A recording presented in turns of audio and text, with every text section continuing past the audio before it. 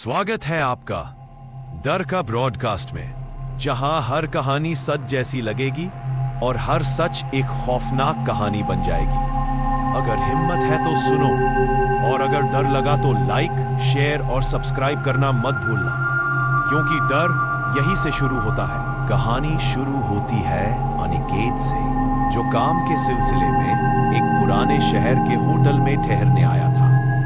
Hotel बाहर से भले ठीक ठाक दिखता था, लेकिन अंदर जाते ही उसे अजीब सी नमी और गंध महसूस हुई। रिसेप्शन पर बूढ़ा मैनेजर बोला, साहब सारे कमरे भरे हुए हैं, बस एक कमरा खाली है, 313। अनिकेत ने बिना सोचे मान लिया, लेकिन मैनेजर ने जाते जाते धीरे से कहा, कमरा 303 में खिड़की मत खोलिएगा और आईने में देर तक मत देखिएगा।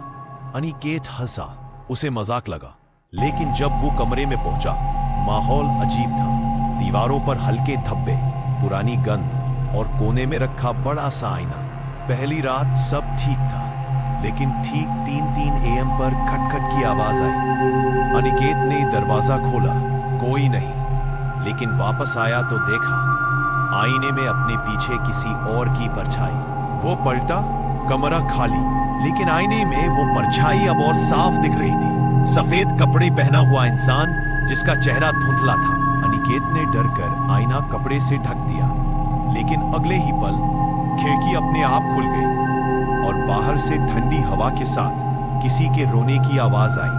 अगली सुबह उसने रिसेप्शन पर मैनेजर से पूछा। मैनेजर बोला, 5 साल पहले इसी कमरे में एक औरत की लाश मिली थी। कहते हैं वो आईने के सामने खड़ी होकर घंटों रोती रहती थी और एक रात कूद कर मर गई। तब से जो भी 305 में रुकता है, उसकी परछाई कभी कभी वापस नहीं जाती। अनिकेत अब डरा हुआ था, पर काम के कारण शहर छोड़ नहीं सकता था। दूसरी रात फिर वही समय, 3-3। आईना खुद ब खुद से ढका कपड़ा गिरा देता है और इस बार औरत साफ दिखती है। जली हुई आंखें, खून से सना चेहरा और फुसफुसाती आवाज, मेरा चेहरा पूरा देखो तभी जाओगे।